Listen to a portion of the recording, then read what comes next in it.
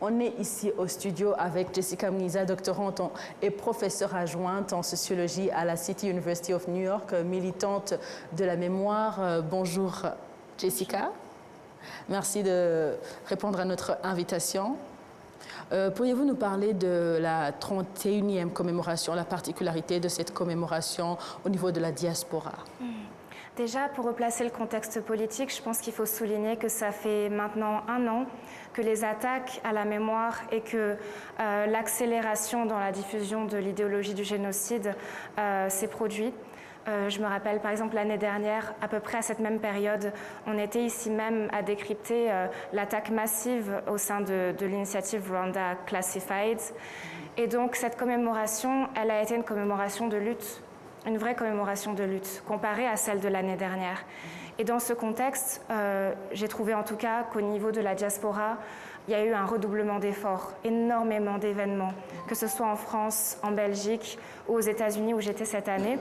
Par exemple, à New York, moi j'ai participé à 2 commémorations, celle de l'Organisation des Nations Unies, une nouvelle commémoration à l'université NYU, qui n'avait jamais connu de tel événement auparavant, et 2 commémorations à Boston dans des réseaux qui sont déjà travaillés depuis quelques années par les diasporas rwandaises. Et ce qui était très beau, c'était de voir à chaque fois dans la salle, par exemple dans les salles, une présence à la fois de Rwandais, mais chaque personne de la diaspora ramenait des amis, des collègues, des camarades. Et on voyait vraiment une forme de solidarité qui montre que quand on travaille nos réseaux, quand on travaille nos universités, nos lieux de travail, etc., on voit que ça porte ses fruits, que les gens se rendent compte que la mémoire du génocide est en danger, qu'il faut la protéger. Et donc les gens ont agi, que ce soit physiquement, en organisant des événements qui sont habituels, de nouveaux événements, et aussi en les partageant sur les réseaux sociaux, où là aussi il y a eu un redoublement d'efforts. Alors, vous êtes militante de la mémoire et aujourd'hui, le sujet est de comment se souvenir à l'ère des réseaux sociaux.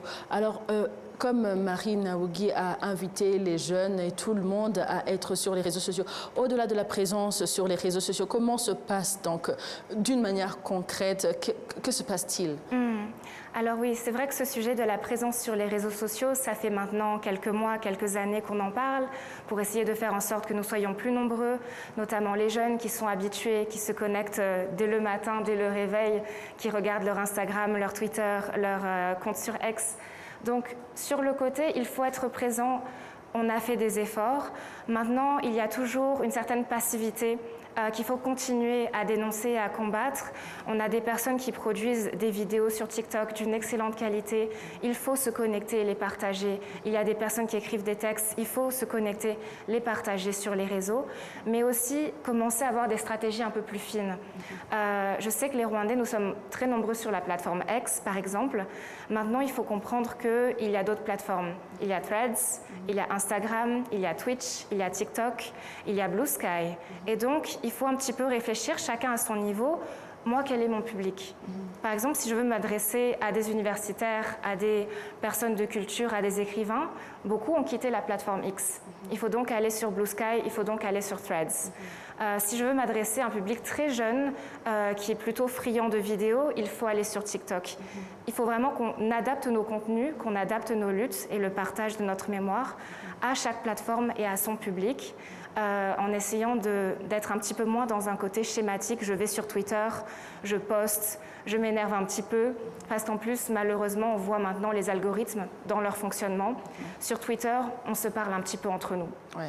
Beaucoup de Rwandais déjà convaincus partagent des posts de Rwandais déjà convaincus et ça finit par atteindre des publics déjà convaincus. Donc il faut essayer de modifier un petit peu, de changer sa stratégie et aussi d'entrer en solidarité avec d'autres peuples, d'autres causes pour qu'ensuite ils puissent aller observer nos messages à nous aussi. Ouais. Ça, c'est important. Alors, en termes de... Parce qu'on parle de préserver la mémoire, on pense aussi à transmettre aux autres générations, à une autre génération. Là, maintenant, du côté des jeunes, quel type de contenu sur les réseaux sociaux donc, peut être adapté pour transmettre, pour la transmission pour les enfants? Alors pour les enfants et pour les jeunes, moi je reste vraiment partisan d'expliquer le plus possible. On entend beaucoup aujourd'hui, les jeunes ne lisent pas, les jeunes ne s'intéressent pas. Je ne pense pas que ce soit vrai. Je pense qu'il faut faire attention au choix des mots, à peut-être essayer de ne pas trop entrer dans la technicité, de ne pas avoir un vocabulaire élitiste, mais par contre, il faut vraiment faire très attention à remonter dans l'histoire, expliquer la colonisation, expliquer ce qu'est le racisme, expliquer ce qu'a été l'histoire du Rwanda dans ces paramètres-là. Parce qu'aujourd'hui, ce renouveau de l'idéologie génocidaire, c'est toujours dans l'idée que l'Afrique doit être disponible pour les multinationales, pour le pillage des minerais, pour le pillage des ressources. Donc si l'idéologie aujourd'hui connaît un rebond, c'est aussi pour ces causes-là, et il faut le comprendre. Donc nos explications doivent être complètes, complexes et à la fois adaptées à un public jeune avec le vocabulaire qui va bien et aussi le format. Vidéo, texte, culture, vraiment mélanger tout un tas de médiums pour réussir à toucher nos publics. Ouais. Alors maintenant, pour le côté d'ensemble, pour se souvenir, éduquer, protéger, construire l'avenir, en quoi les espaces de dialogue, donc, comme les cafés littéraires ou les rencontres publiques, renforcent-ils la mémoire collective? Ces rencontres sont extrêmement importantes. Elles doivent avoir lieu au Rwanda, comme ça a été le cas depuis Kwibuka 30 et puis ça a été continué cette année. Mais ça entre vraiment dans une stratégie plus globale de devoir aller sur tous les terrains. On répète toujours, il faut aller sur les réseaux sociaux. Maintenant, les gens ont commencé à comprendre et c'est très bien. Mais il faut aussi aller sur le terrain de la culture. Il faut aussi aller sur le terrain des médias. Il faut que nous réussissions à former les futures Amandine et aussi les futures, dans d'autres pays, en dehors du Rwanda, les futures Mathilde Mukamabano, par exemple. Dans l'académie, c'est important quand des personnes ont cette envie de travailler sur l'idéologie, sur la philosophie, sur la lutte contre l'idéologie de haine, de les pousser à continuer et de créer leur réseau au Rwanda et à l'extérieur du Rwanda. Donc la culture, les cafés littéraires, ça entre dans cette stratégie-là globale de vraiment utiliser tous les moyens pour préserver la mémoire. Alors ça fait combien de temps déjà que vous êtes militante de la mémoire? Ça fait combien de temps? Ça fait depuis mes 18-19 ans. Alors maintenant, vous êtes chercheuse. Quelle est l'expérience? Qu'est-ce qu'il y a de plus pour l'année que vous venez de passer dans cette fonction? Alors, ce qu'il y a de plus, c'est encore une fois les nouveaux réseaux. C'est toujours cette recherche de ne pas se parler à nous-mêmes et d'aller conquérir toujours des nouvelles sphères qui n'ont jamais entendu parler de l'histoire du Rwanda, qui n'ont jamais entendu parler de l'idéologie du génocide et qui, s'ils entendent les opinions et les fake news venant de nos adversaires en premier lieu, vont les croire. Donc c'est vraiment important dans chacun de nos domaines de toujours pousser pour aller plus loin, pour se mettre un petit peu en danger, pour aller chercher de nouveaux réseaux, de nouveaux alliés. Et c'est ce que j'ai commencé à faire cette année à New York en parlant aux universitaires de la City University of New York, mais aussi de d'autres universités avec lesquelles on travaille en sociologie. Ouais. J'ai aussi vu sur les réseaux sociaux, vous faites partie de différents dialogues. Quelle est la différence entre là où vous étiez en Europe et maintenant aux États-Unis par rapport à la désinformation sur la question du Rwanda qui était cible depuis comme 9 à 12 mois? Alors la différence, je dirais, c'est que les réseaux francophones en France, là où j'ai grandi, vécu pendant tant d'années, mais aussi en Belgique, sont vraiment impliqués dans le sens où la Belgique est l'ancien colonisateur, la France a pris la mainmise dans le système de la France-Afrique après la colonisation. Donc la parole politique dans ces pays a été pendant des décennies extrêmement néfaste et l'est toujours dans certains pans de ce continent qu'est l'Europe. Et donc, j'ai dû en Europe faire face à cette idéologie vraiment portée de manière consciente par les hommes politiques, les hommes de culture, d'autres cercles journalistiques par exemple ou associatifs.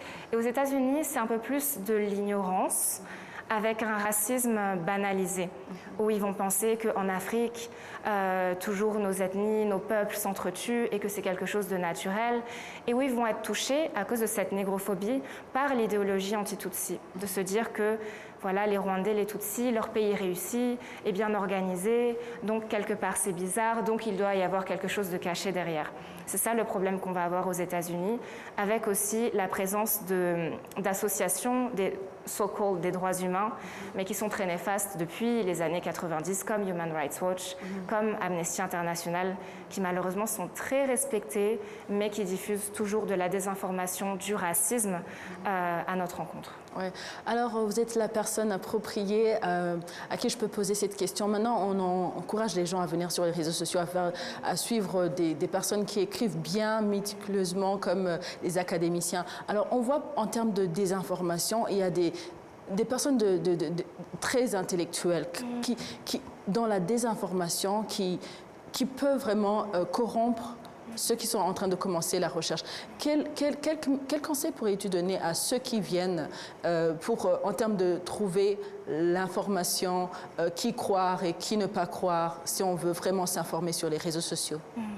Alors moi, j'ai toujours une phrase assez simple pour répondre à ça.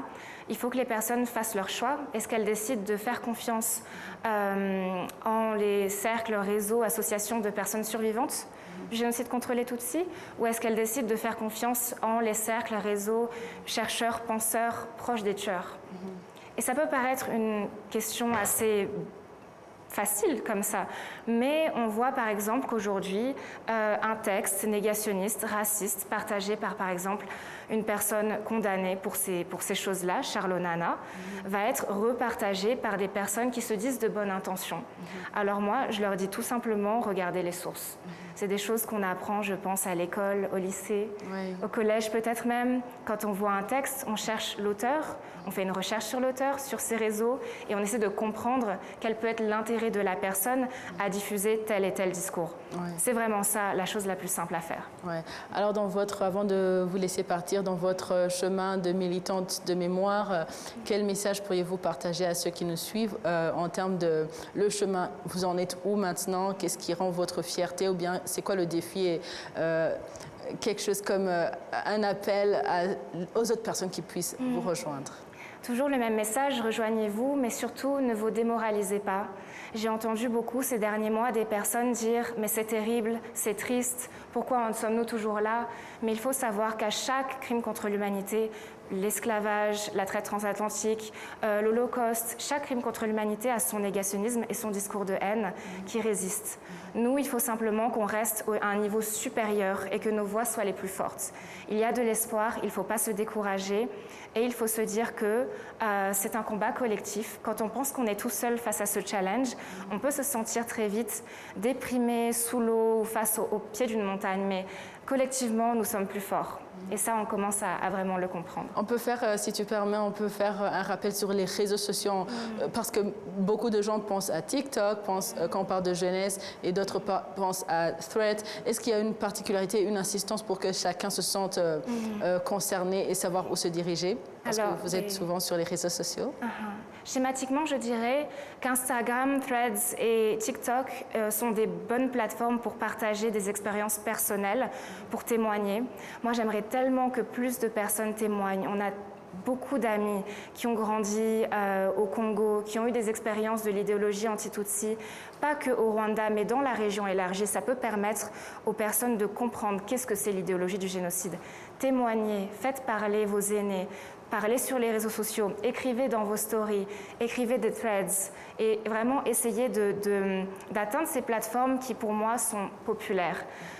La plateforme X est en train de devenir, comme je disais, un petit peu bizarre. Il ne faut pas mettre tous nos œufs dans le même panier et ne pas se concentrer uniquement sur X, où maintenant on se parle un peu entre nous à cause de l'algorithme. Et pour les personnes qui ont une facilité vraiment à s'exprimer, alors là, il faut aller sur TikTok.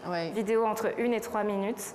Il y a des petites sœurs, nos petites sœurs qui ont commencé un travail extraordinaire cette année et il faut l'amplifier, il faut le continuer et le soutenir. Merci beaucoup, Jessica. Merci beaucoup. Je rappelle que vous êtes Jessica Mnisa, militante de la mémoire, et maintenant vous êtes doctorante et professeure adjointe en sociologie à la City University à New York. Merci pour avoir répondu à notre invitation. Merci.